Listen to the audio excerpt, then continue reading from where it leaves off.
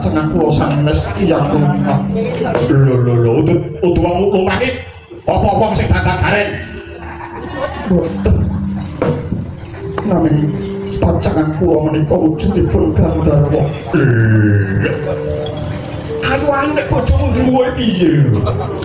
Piye? Naming kula sampun jatuh cinta saestu. Bojomu kok katen? Pacangan iki berdua tenan. Bojomu iki pawangane sepiro? Kowe rasa dadi bojone duwe kowe gelem dadi bojoku wae. Yen kowe dadi bojoku ora bakal tiba ning kas. Wah, nek cedak wong ayu ngomong kami sok-sokan.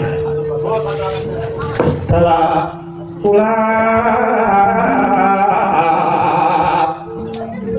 kadhe-kadhe abarung kang pamulung aja ngayu kowe alus manis mawego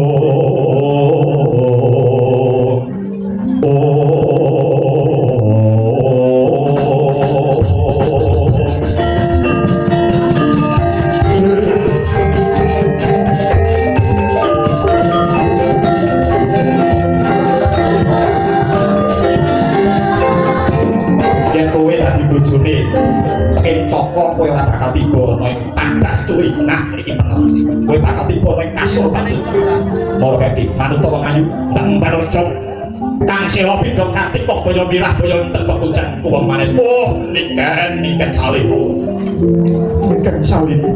yo niken salib manut ya dadi karwanipun kakang tak moyake wit aja kok dadi batur ben bojo apik lemyong yen kowe ora gelem apa bakal tak tanda paripaksa